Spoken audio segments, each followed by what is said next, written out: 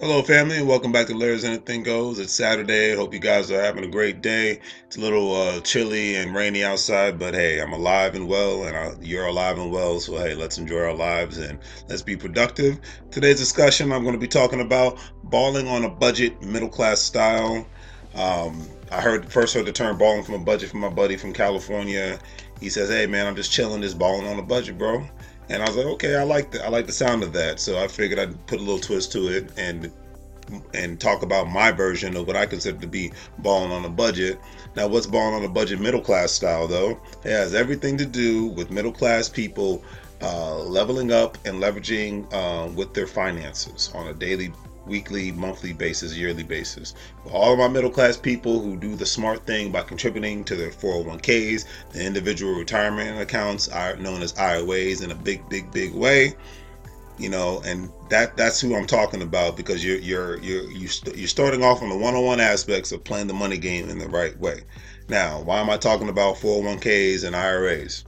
It's because the usual mindset of a working person, working people, is to just have their annual contributions to their 401ks, especially the ones that work for private corporations their whole lives, or government agencies, whomever.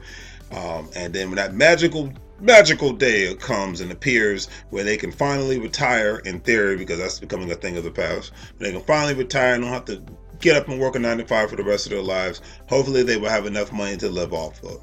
Now, a lot of Americans, they are moving to third world countries because they are not budgeting their money correctly from a middle class standpoint. They are moving to countries where, and there's nothing wrong with that, where the dollar is much stronger. I always use the example, it's like, hey, if it's a dollar in the United States, and it might be $50 to $100 in another country, and obviously that way you can leverage your money and live in a much comfortable place. That's why you have a lot of people living in parts of Central and South America. You have people living in the Caribbean. You have people living in other parts of the world, in Asia and Africa. Is there anything wrong with that? Absolutely not. But you have a lot of people doing that because their money goes a lot further there. That's why you can even have people can be a virtual assistant and live in the Philippines or Africa, and to the U.S. standards, they might be making $35,000 to $40,000, but to the standards of that other country, the money's going that much further. So, but that's a whole nother conversation for another day. You know me, I can always go off on a tangent when it comes to something. Now back to it. Now, when it comes to that, and then you have a lot of people in America that are living in other parts of the country where there's a lack of demand. Just recently, you heard about, unfortunately, the events of GM pulling out and just basically eliminating almost up to 15,000 jobs throughout the Midwest and Canada. So it's pretty sad. And a lot of times in parts of the Midwest, where it could be Ohio, Indiana, Pennsylvania, Michigan, Illinois, the cost of living is very cheap because of the lack of demand when it comes to certain areas. I'm not going to say all of the states are poor, but there's a lack of demand in certain areas, and obviously when it comes to real estate, it's usually assessed, when it comes to either taxes, it's assessed to the value of that land and the demand that's in that specific area. And so a lot of Americans, I know, like I live in the DMV area, Washington, D.C., Northern Virginia, Maryland area. A lot of people here will retire in places like Delaware because your retirement doesn't get taxed there, and they live in places like Pennsylvania and Ohio, or they move to Alabama, Mississippi, Louisiana, because the demand isn't for jobs in those specific areas aren't as high as it is in the area like the DMV, New York City, California, parts of Florida, parts of Texas, things of that nature, because even I know Texans who consider Dallas, Texas and Houston, Texas considered to be, those areas are very expensive in their minds. Somebody like me living in the DMV, that's considered cheaper, but it's all about how you grew up, where you live at, perspective, etc., and so forth. So you have a lot of Americans moving to those two areas. Areas where there's lack of demand in the United States of America, areas where the American dollar goes that much further. And like I said, there's nothing wrong with that. But I will say that when it boils down to it, then this is going to become the new norm. And if you like living in the area that you live in, and you want to be able to stay in the area that you live in, and you don't have to be that person that has to, in order for them to retire, they have to leave the community that they love being in, the friends and family members that they love being around, then it's in your best interest to one, try to increase your contributions to 401ks and IRAs. And if you don't have, and if you work for a company that doesn't have a 401k, then it's definitely in your best interest for you to obtain an IRA. And if you do have a 401k, then it's definitely in your best interest to still get IRA. I myself have 3 individual retirement accounts because when I retire, I want to have as many assets as possible: IRAs, 401ks, stocks, bonds, real estate, the whole nine. I want to be able to pull from multiple pots, because as we live in a time where multiple streams of income is just the norm. It's the new norm. It's not just for rich people. It is the new norm, and it is the key to everyone's survival and if they really want to have generational wealth, then it's the key to that as well. But that's another conversation for another day.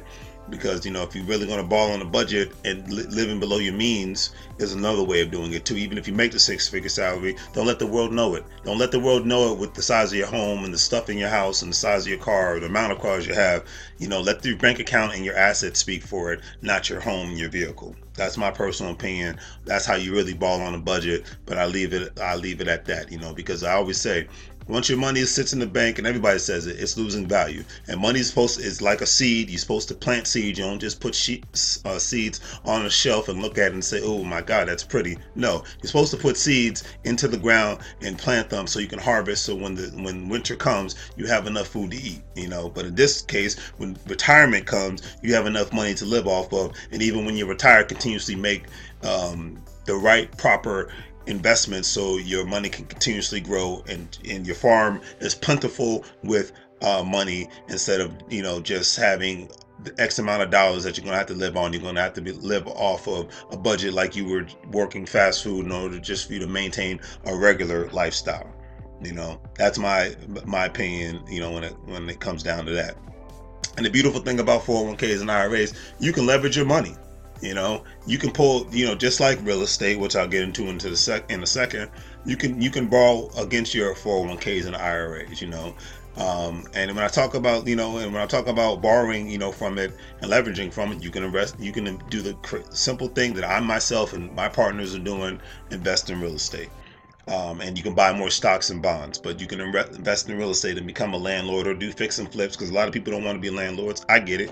Go to an area where it's 10 times cheaper.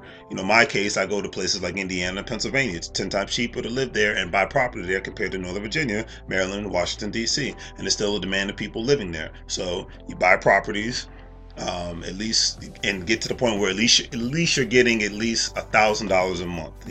So say if you've been contributing to your IRA for the last 5 to 10 to 15 years, borrow against it, put that money into something that's going to grow.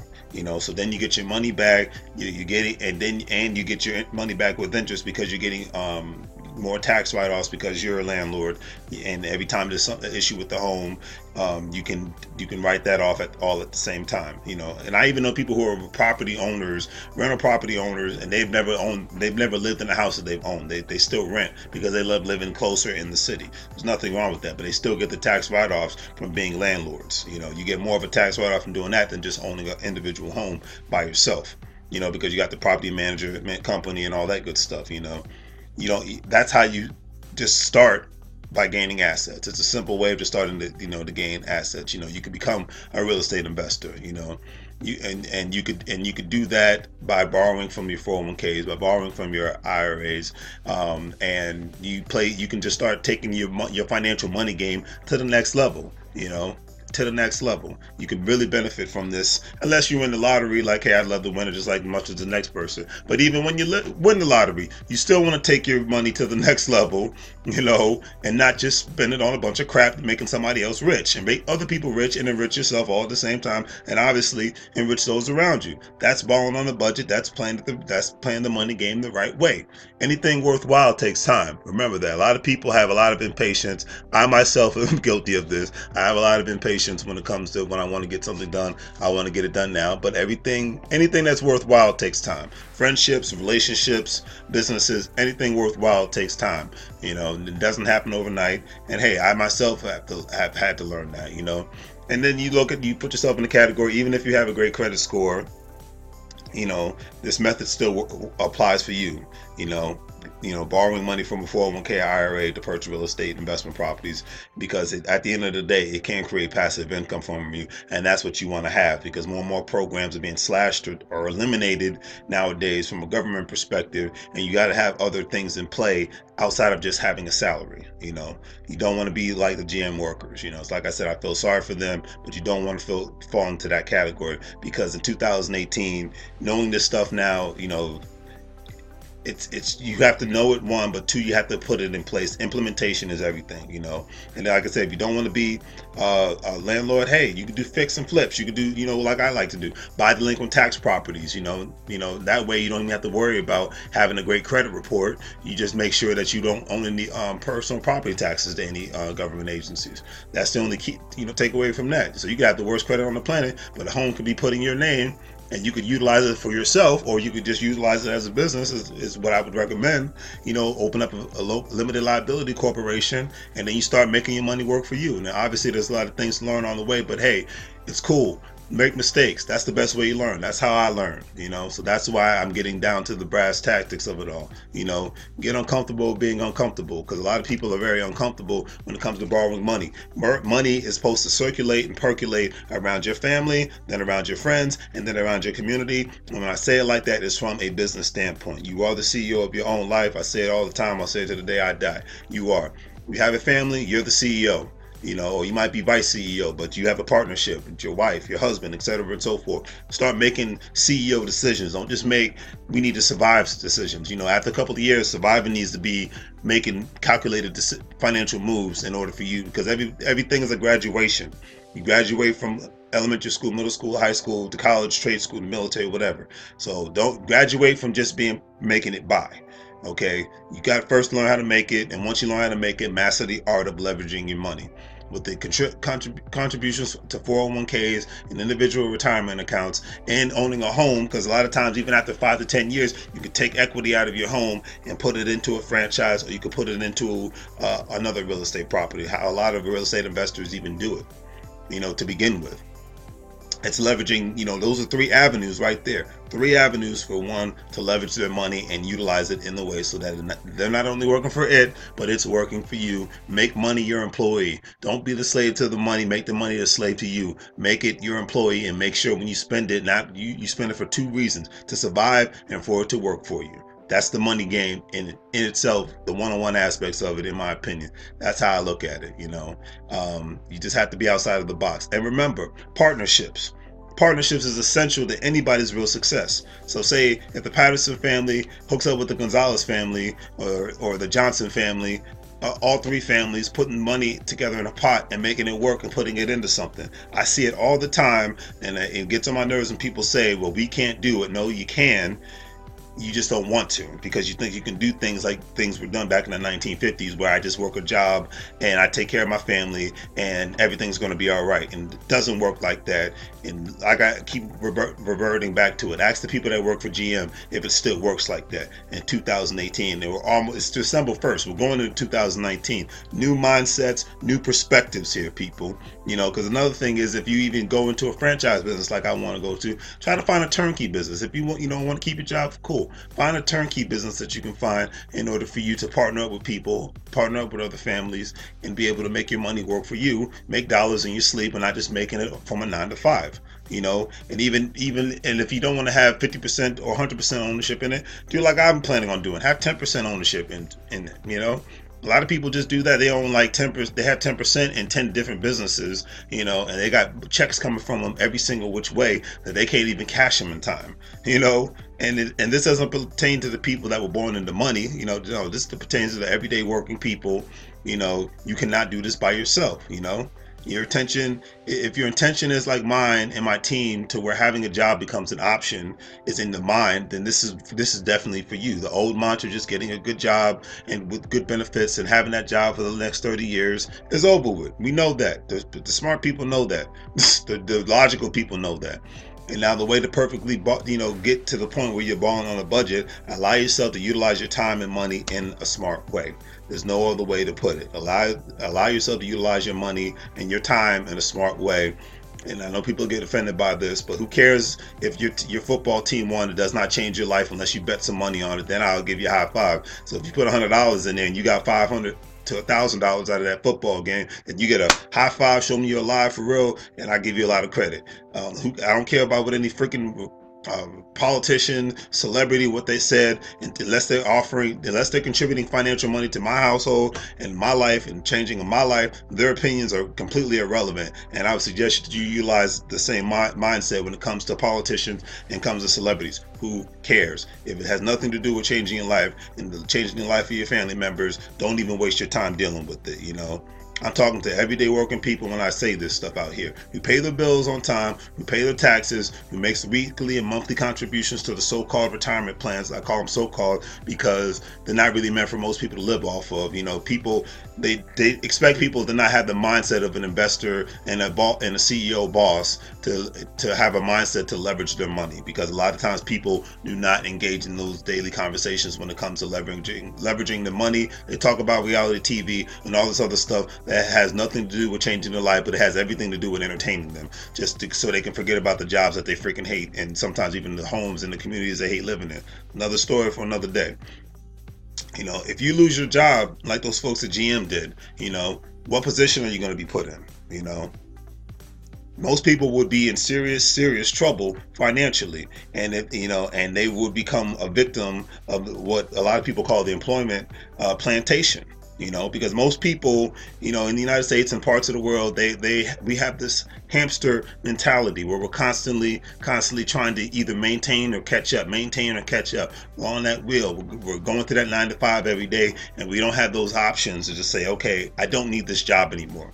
Matter of fact, I'm going to quit today. I got at least 2 assets that's going to pay me, replace my income, or maybe even more of my income, to where I don't have to work for this person anymore or work for this company anymore. And I could just do something else in my time. I could volunteer at my church. I could go to my kids' school. I could go travel. There's just so many options, you know, but it's putting yourself in the position and putting yourself around the right people in order for you to not be a victim of the employment plantation. You know, that's just what it is. You know, if your livelihood is all tied up into a job, it's a very dangerous thing nowadays, because that's most people, working people, especially if you work for a private corporation and you have no backup plans. Then you're putting yourself in a very vulnerable place, and it's a very scary place to be in. You know, working for somebody is great, especially if you love doing it. That's the thing. It's like I said, I don't knock it. If you love working for somebody, great. But it's good to put yourself in a calculated position to where if the company shuts down tomorrow, because things happen, go bankrupt, if they have to, lay people off because the profit margins weren't exceeding to their expectations, have backup plans. Do not allow yourself to be in a vulnerable place. And then the most important thing, as I say, as you see in these pictures, is you have to surround yourself with the right people. Get mentorship. Get around friends. You probably have people in your friends group or your family group that are doing these things or surpass the things I'm even talking about. Get with them, find them, because those are the most important people in your life outside of your family. Okay, because those people can help change your life and help make the life better for your family, all at the same time. There's fathers and mothers out there that want to spend more time with their kids. This is the time to do it. This is the time to really sink in. And if the economy crashes and you're the one saving the money, when the next time the economy crashes, because it will crash no matter who the president is, no matter who runs Congress, we live in a boom and bust economy. Get used to it. Okay, so next time that the economy crashes, you're going to be the one not only with the assets, but you'll be the one with the higher savings account. Okay, and is there calculated risk that could be aligned with what I'm talking about? Absolutely, but there's risk in everything that we do in this life. So why just always try to stay in the comfort zone / safe zone?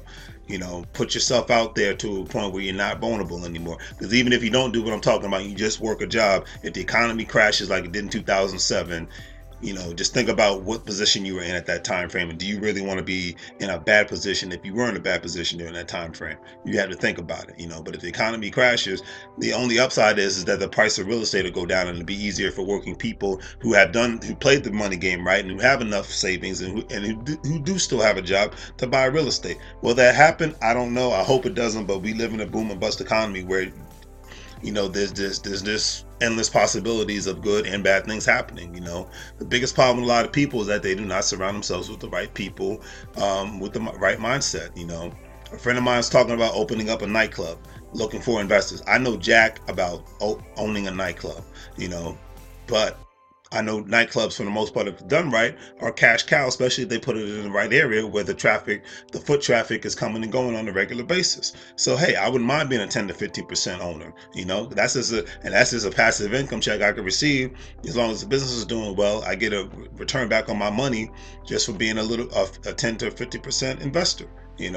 That's what I call, in a sense, balling on a budget. Me still living below my means, but me having multiple streams of income coming in, and I'm doing three things with it. I'm surviving off of it, I'm saving it, and I'm investing it. Those three things. So the moral of the story out here today, what I'm talking about is those who have time put in with in the job market for 5 years or more and have no other sources of income, try this method I call balling on a budget, middle class style, for a change. At least give it, try it for a year or two, and if you don't like it, you can always just go back to just being a regular worker bee and being in the place where if you lose your job today, you are at risk of losing everything as far as the place that you reside in, the cars that you have, et cetera and so forth. Give it a shot. Try something different. You want to change the way how your financial situation really is, you have to become two things: an investor and a boss. And or win the lottery. But I'm going to be realistic and say an investor or a boss. You have to change the way that you look at things, and if you do that, you'll not only make life a little bit better for yourselves, but you make life a little bit better for your family. Because the chances of everybody becoming unemployment nowadays can happen just like that. And that is a scary place to be in. That is a vulnerable place to be in. And if you take action today, you don't have to worry about that. Take actions. Act. Actions changes things. Act now. Act today. If not for yourself, for your family. That's how I look at it. That's real power, and that's real financial security when you invest and when you own. Okay, a job is never going to be financial security, no matter who you work for. It is not, because things happen. Even if you could be in a position where even if you lose limbs and whatnot, if you make calculated decisions to where you can at least still receive a check, then you'll be good to go financially. So hopefully you guys like the video.